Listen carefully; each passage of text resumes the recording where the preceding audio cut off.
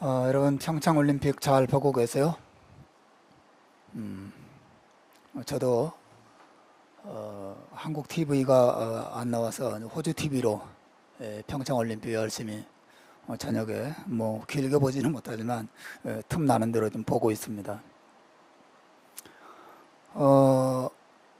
금요일 날인가요? 아마도 올림픽 그 경기를 하나 봤는데 여자 에어리얼 스키 종목이에요. 여러분 아세요? 여자 에어리얼이라고 하는 스키 종목인데 스키를 타고 언덕에서 막 질주해서 내려오다가 그 U자형 커브가 있습니다. 쫙 돌아서 공중으로 솟구치는 거죠. 그러면 한 3초, 4초 짧은 그 시간 동안 공중에서 막 몸을 비틀고 막 구르고 온갖 연기를 하고 땅에 탁 내려오는 그런 경기였어요. 자, 그 경기를 보면서 많은 생각을 했습니다. 이 선수들이 다 같이 그 언덕 위에 이제 스키를 타고 내려오려고 언덕 위로 쭉 올라갈 때는 그렇게 멋진 폼을 나타내요. 얼마나 멋있게 타고 싶겠어요, 그죠? 멋지게 쫙 내려와서 공중으로 확 솟구친 다음에 막 멋진 연기를 하고 내가 멋지게 착지하리라 그런 기대를 가지고 언덕에서 미끄러져 내려오죠. 그리고 실제로 멋지게 내려오다가 공중으로 확 솟구쳐 오릅니다. 그리고 위에서 막 이렇게 비틀고 막 돌고 막 오만 가지 연기를 하다가 땅에 탁 착지를 하는데 그날 제가 본 게 결승전이었거든요. 근데 대부분 선수들이 어려운 기술을 막 하려고 많이 애를 썼었어요. 점수를 높게 받으려고. 근데 거의 대부분 선수들이 올라가서 막 어려운 기술로 막 비틀고 막 돌고 하다가 땅에 내려올 때는 다 꼬꾸라지는 거예요. 전부 다. 뭐 엉덩방에 찢는 사람, 또 앞으로 꼬꾸라지는 선수, 또 막 우당탕탕 뭐 구르는 선수, 막 전부 다 몇몇 선수를 빼고는 다 대부분 넘어지는 것을 봤습니다. 그 모습을 그 뒤에 코치들이 보잖아요. 코치들이 보다가 자기 선수가 막 착지할 때 콱 넘어지면 막 머리를 감싸가지고 어쩔 줄 몰라 하고 안타까워하는 그런 장면을 제가 봤어요. 제가 그 경기를 보면서 그 선수들이 마치 저와 같은 설교자 같구나 그런 생각을 참 많이 했습니다. 저도 사실 일주일 내내 설교 준비를 하죠. 열심히 기도도 하고 또 주와도 싸우고 그러면서 마음속으로는 내가 이번 주에는 좀 멋진 설교를 하리라 그런 마음을 가지고 이제 언덕 위에 쫙 올라가는 느낌입니다. 그리고 드디어 강단에 서고 서론을 시작합니다. 마치 그 언덕에서 쫙 미끄러져 내려오는 것과 같아요. 그리고 이 설교가 본론으로 접어들면 공중으로 확 솟구쳐 오르는 것이죠. 그런데 위에 올라가서 뭐 이렇게 막 돌고 뭐 재주를 부리려고 애쓰다가도 그 몸이 제대로 말을 안 들으니까 선수들이 막 내려올 때 막 구당탕탕탕 넘어지듯이 설교가 서론이 시작되고 본론이 진행되고 뭐 결론으로 나아가는 가운데 막 엉망진창이 되기도 하고 설교를 망치기도 하고 그런 일들을 많이 겪습니다. 저의 설교 코치인 하나님이 막 머리를 감싸주고 막 어쩔 줄 몰라서 괴로워하시는 모습이 눈에 선하기도 하고 그렇습니다. 여러분 그 설교하기가 참 쉽지가 않습니다. 여러분이 기도와 또 도우심이 많이 필요하고 또 무엇보다 하나님의 은혜가 필요한 일이죠. 목사 혼자 뭐 재주 부린다고 될 일이 아니니까 여러분이 설교자를 위해서 이 강단을 위해서 계속 많이 기도해 주시고 강단을 통해서 하나님의 말씀이 언제나 은혜롭게 잘 전달될 수 있도록 많이 기도해 주시길 바랍니다. 그냥 그 올림픽 경기를 보다가 그런 생각 굉장히 많이 들어서 설교 서론 시간에 간단히 좀 말씀드렸어요. 우리가 오늘 지난주에 이어서 가나안 땅에서 벌어진 이 왕들의 전쟁을 한 번 더 살펴보려고 합니다. 가나안 땅에서 벌어진 이 왕들의 전쟁은 지난주에 제가 말씀드린 것처럼 오늘날 이 세상의 혼돈을 그대로 보여주는 그림과 같아요. 이 세상도 한마디로 말하면 왕들의 전쟁터죠.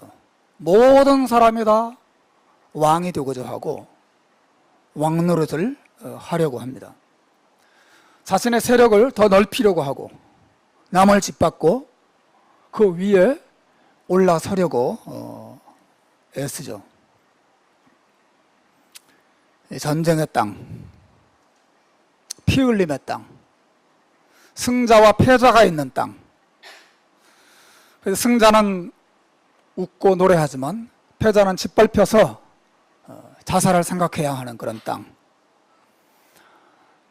이것이 아브라함 시대의 가나안 땅의 모습이었고 오늘날 우리의 모습이기도 하죠.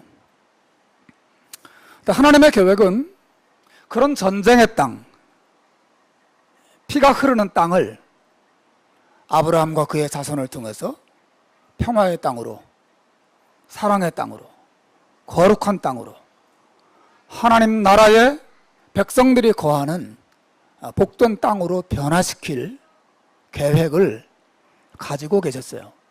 이것이 가나안 땅에 대한 하나님의 위대한 계획이죠.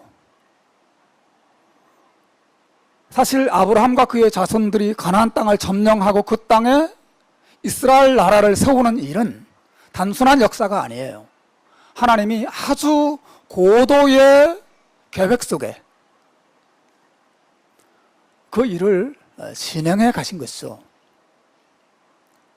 하나님께서 그 과정을 통해서 아브라함과 아브라함의 자손으로 태어나신 예수 그리스도를 통해서 이 세상을 그와 같이 하나님의 나라로, 하나님의 은혜와 사랑과 역사가 나타나는 땅으로 변화시킬 계획을 드러내어 보여주신 것입니다.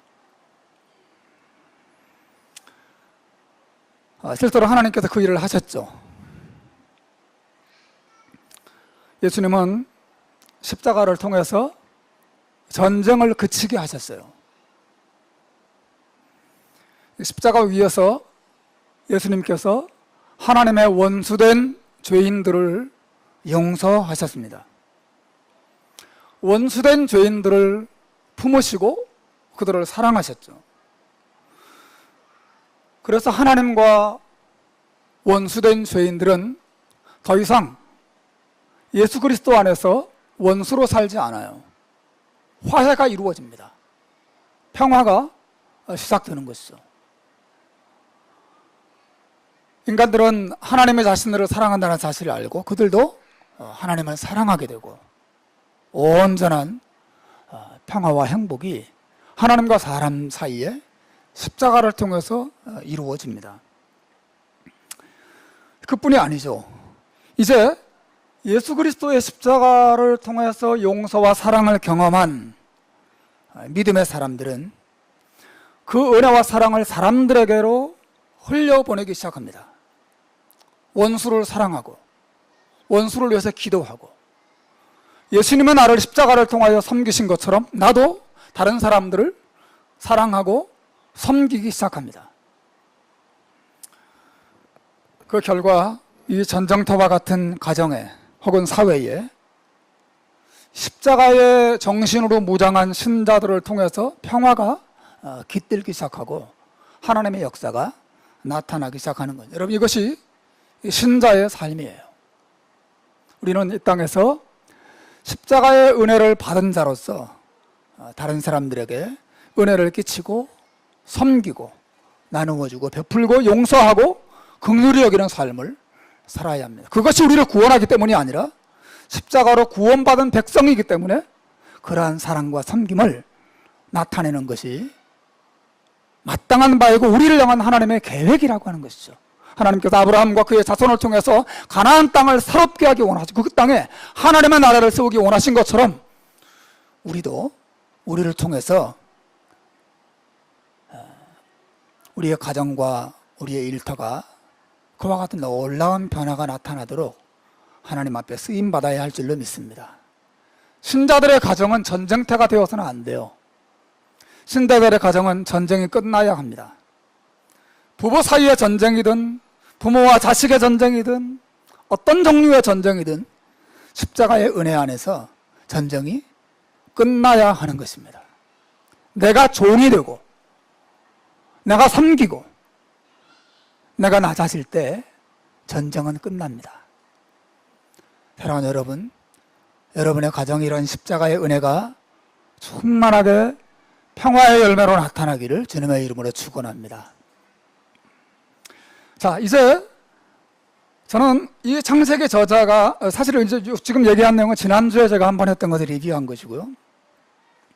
창세기 저자가 말하고자 하는 이 전쟁과 연관된 또 다른 요점을 여러분과 함께 좀 생각을 하려고 합니다. 이 전쟁은 소돔과 고모라 성 사람들과 거기에 살고 있는 롯을 향한 하나님의 경고를 담고 있는 전쟁이었다고 하는 것이 오늘 제 설교의 요점이에요. 지난주에는 이 가나안 땅에 일어난 네 개 도시국가 왕들과 5개 도시국가 왕들 사이에 이 전쟁이 세상의 이 혼란을 보여주는 그림이라고 말씀드렸고, 오늘은 이 전쟁이 그 당시 특히 소돔과 고모라 그리고 그 땅에 들어가서 살고 있는 롯과 그들의 죄에 대한 하나님의 징계와 하나님의 심판과 하나님의 경고를 담고 있는 전쟁이었다고 하는 것이 오늘 제 설교의 요점이에요. 이 전쟁을 바라볼 때 그런 시각에서 또 바라봐야 합니다. 오늘 본문 11절과 11절을 한번 보십시오. 창세기 저자 모세가 이 가나안 땅에 일어난 최초의 세계대전, 제1차 세계대전이 어떻게 마무리되고 그 결론을 어떻게 끌어내고 있는 거 보십시오. 11절과 12절 우리 한번 읽어보겠습니다. 시작. 모든 재물과 양식을 빼앗아가지고 소돔에 거주하는 아브라함의 조카 롯도 사로잡고 그 재물까지 노력하여 갔더라. 여러분, 이것이 이 전쟁에 대한 창세기 저자 모세의 마지막 결론이에요. 그가 이 전쟁으로 인해서 이 네 왕이 소돔과 고모라의 모든 재물과 양식을 빼앗아가고 소돔에 거주하는 아브라함의 조카 롯도 사로잡고 그 재물까지 다 노략질해 갔다. 그렇게 이 전쟁 말미에 덧붙이고 있어요. 여러분, 모세가 이 전쟁으로 인해서 다른 도시들이 입은 피해는 전혀 언급하고 있지 않습니다. 모세가 이 전쟁 때문에 피해를 입은 다른 어떤 개인이나 다른 어떤 가정의 이야기를 전혀 언급하고 있지 않아요. 오직 소돔과 고모라 사람들, 그리고 거기 들어가 있는 아브라함의 조카 롯과 그의 재물에 대해서만, 그들이 입은 피해에 대해서만 딱 언급하고 있는 것을 보셔야 됩니다. 이 저자의 의도가 아주 명백하게 드러나는 것이죠. 저자가 무슨 말을 하고 싶은 것입니까? 이것은 이 전쟁이 우연이 아니라고 하는 것이죠. 물론 이 전쟁은 그 당시 4왕과 5왕 사이에 그들의 탐욕이 충돌한 결과로 일어난 전쟁이죠. 하지만 하나님께서는 이 악한 전쟁을 통해서 소돔과 고모라 성 사람들과 거기에 들어가서 살고 있는 믿음의 사람 롯에게 하나님의 궁극적으로 전하고자 하는 메시지가 있었다는 사실을 모세가 말하고자 하는 것이에요. 그 메시지가 무엇입니까? 그들의 죄로부터 돌아서라고 하는 것이죠. 하나님은 그들에게 전쟁을 보내셔서 그들이 쌓아온 모든 것들을 빼앗아 가셨습니다. 그들의 모든 안정된 삶을 뒤흔드셨어요. 그들이 세운 모든 평화와 행복들을 다 무너뜨리셨습니다. 그들을 징계하시고 그들을 심판하셨어요.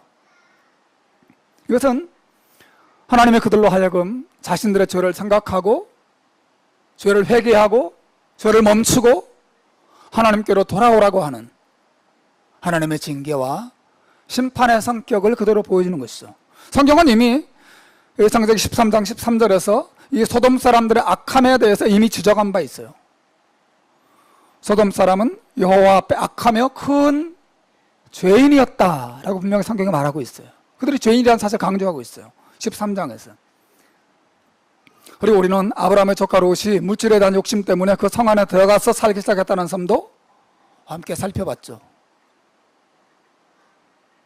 게다가 우리는 오늘 우리가 14장을 봤는데 19장에 가면 여러분이 잘 아는 소돔과 고모라 성이 하나님의 유황불 심판에 의해서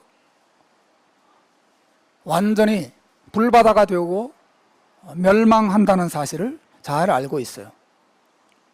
그러니까 오늘 본문 14장의 이 전쟁은 13장에도 하나님의 말씀하신 소돔 사람들이 하나님 앞에 큰 죄인이었다라고 하는 하나님의 말씀과 그리고 19장에 소돔과 고모라 성의 하나님의 그 유황불 심판 사이에 있는 전쟁이에요. 무슨 말인지 이해하시겠죠? 지금 모세는 이 전쟁이 우연히 일어난 것이 아니고 하나님께서 19장에서 소돔과 고모라를 불로 완전히 심판하시기 직전에 그 성에 사는 사람들과 거기 들어가서 죄악에 물들어 사는 롯을 향해서 한 번 더 경고해 주시고 책망해 주시고 그들을 흔들어 주시고 그들을 생각하게 하시고 하나님께로 돌아올 수 있는 기회를 주시는 그런 성격의 전쟁이었다는 사실을 우리에게 말해주고 있는 것이죠. 여러분, 우리는 성경에서 이 하나님의 모습을 가만히 들여다봐야 합니다. 하나님은 어떤 분이시죠? 하나님은 사랑의 하나님이시죠. 여러분 믿습니까? 하나님은 사랑의 하나님이세요. 하나님은 자비와 긍휼의 하나님이십니까? 맞습니다. 하나님은 자비와 긍휼의 하나님이세요. 하나님 오래 참으시는 하나님이신가요?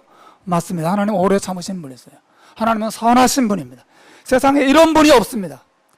제가 만나본 그 어떤 사람보다도 하나님은 가장 선하시고 아름답고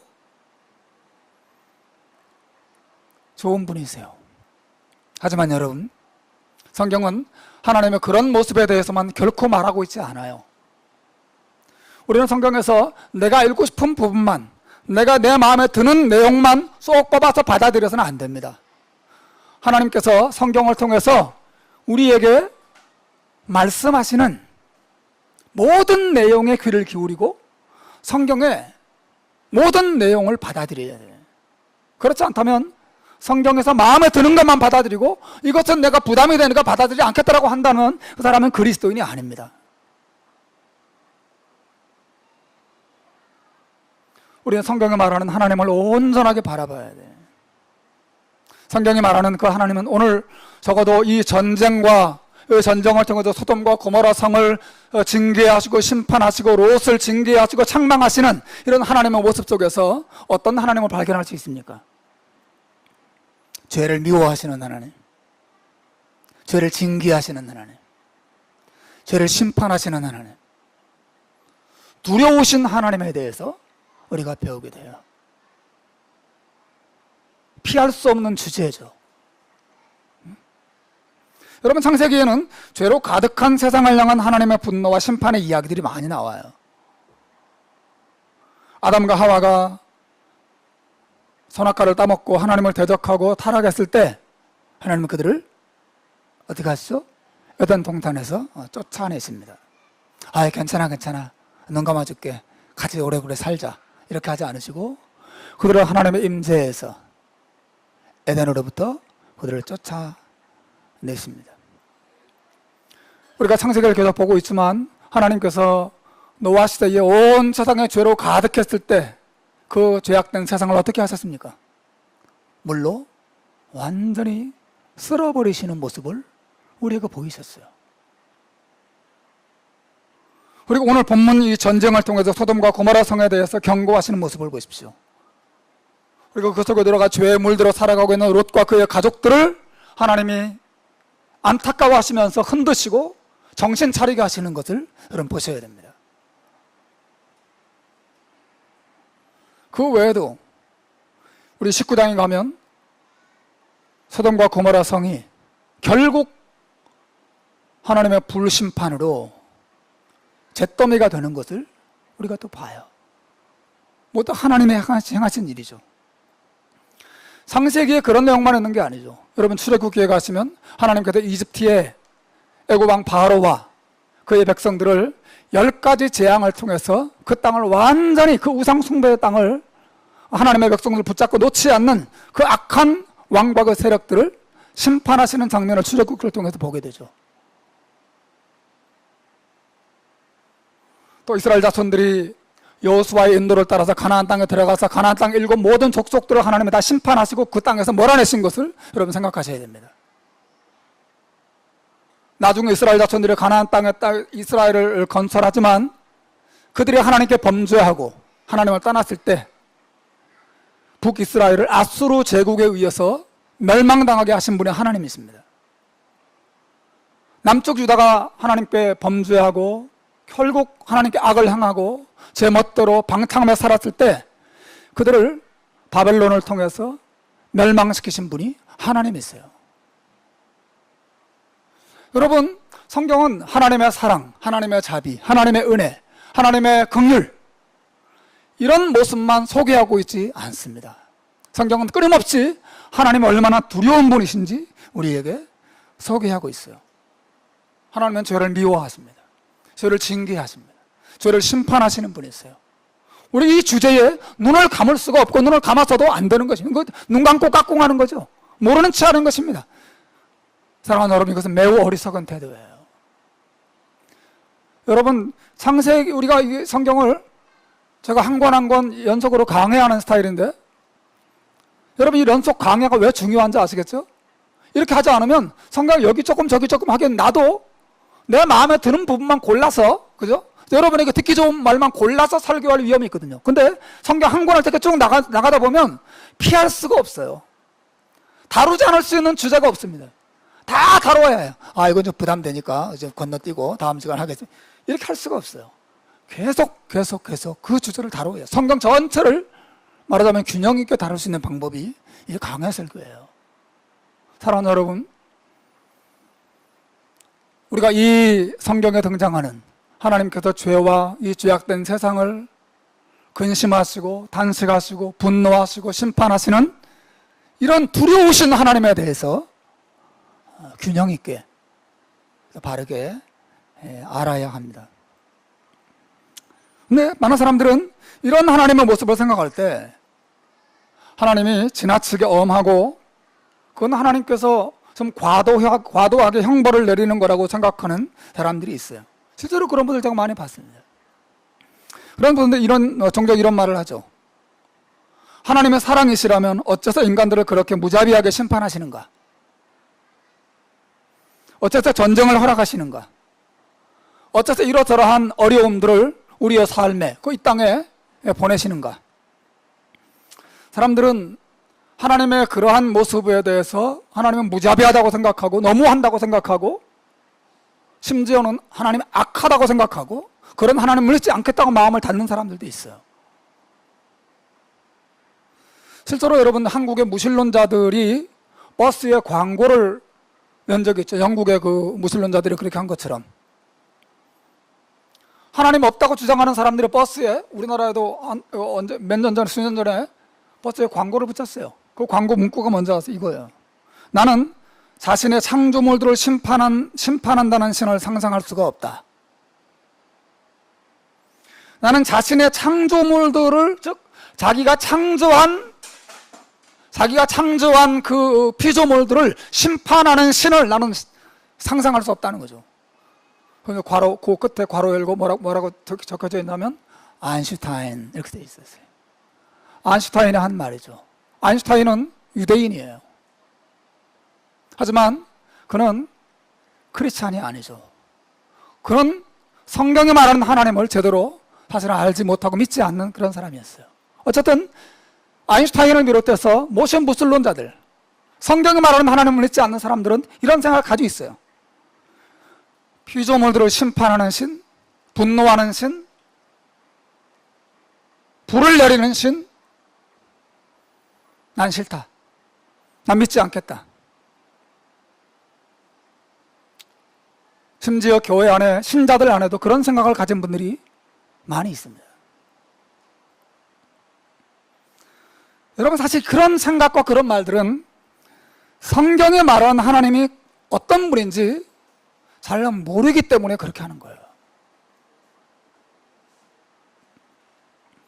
정확히 말하자면 하나님의 심판이나 경고 그리고 징계와 같은 것은 하나님의 지나친 엄격하심의 증거가 아니라 우리 죄인들을 향한 하나님의 놀라운 사랑의 증거라는 사실을 기억하셔야 됩니다. 왜 그러냐면 그것은 하나님의 거룩하심과 하나님의 공의로우심 때문에 그래요.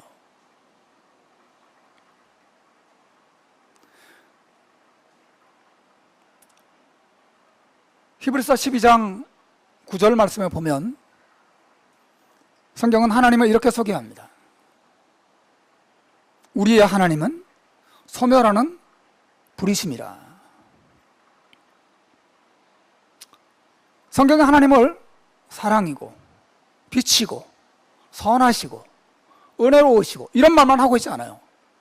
우리의 하나님은 모든 죄를 소멸하시는 불과 같은 분이시라고 하나님을 똑같이 소개하고 있어요. 이게 구약에 나오는 말씀이 아니라 신약 히브리서에 나오는 말씀이에요. 여러분, 이 하나님의 불이시라는 말이 무슨 말인지 아세요? 하나님 몸에 막 불이 활활활 타고 있다 그런 뜻인가요? 그렇지 않습니다. 하나님의 불이시라는 말은 하나님께서 죄에 대해서 그렇게 불타는 분노와 그리고 죄를 심판하시고자 하시는 공의로운 그 마음이 언제나 불처럼 일어나는 분이라는 사실을 우리에게 말해주고 있는 것이에요. 그래서 어떤 죄도 하나님을 가까이 할 수 없습니다. 하나님은 모든 죄와 죄인들을 불살라버리시는 분이세요. 어떤 죄인도 하나님께 가까이 가서 그분과 교제하고 그분과 사랑을 나눌 수가 없어요. 이게 하나님의 본질입니다.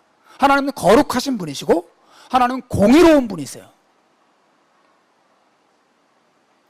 여러분, 하나님의 이 거룩하심과 하나님의 공의로우심을 이해하지 않으면 성경에 나타나는 모든 종류의 전쟁과 하나님의 심판과 모든 것들을 우리 결코 이해할 수 없어요. 우리 똑같이 아인슈타인과 같은 생각을 가질 수밖에 없습니다. 하나님 왜 이러시는 거야? 너무하잖아 이거. 이거 죄 좀 지었다가 이렇게 막 불을 보내고 그럼 무서워서 어디 하나님 믿겠어? 그렇게 생각할 수밖에 없어요.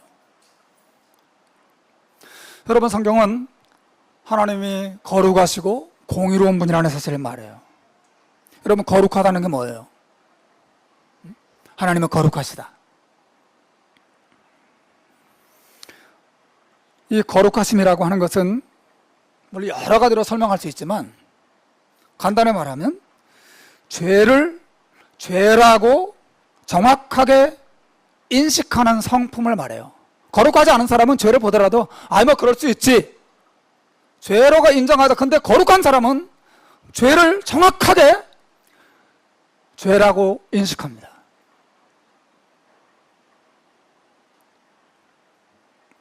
근데 공의롭다는 건 뭐예요?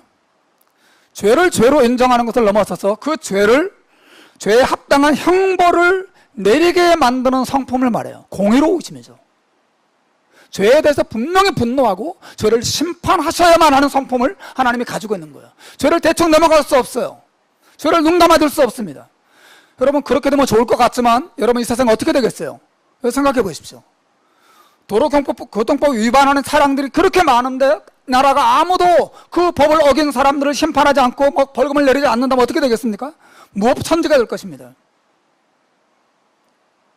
이 세상의 모든 죄인들이 막 악을 행하도 하나님이 그걸 그대로 버려두신다면, 공의롭게 심판하지 않으신다면 그게 도움이 되겠습니까? 무질서가 되고 세상은 지옥이 될 것입니다. 단번에 지옥이 될 것입니다. 그럼 나라가 공의로운 칼을 가지고 이 나라의 질서를 유지하기 때문에 이렇게 우리가 평화를 누리는 거죠. 사실은 그렇지 않습니까? 공의로움은 결코 나쁜 게 아니에요. 거룩도 결코 나쁜 게 아닙니다. 죄를 죄로 온전히 인식하고 그 죄에 대해서 반드시 분노하고 심판하지 않을 수 없는 거룩한 공의로운 성품을 하나님이 가지고 계시다고 하는 거죠.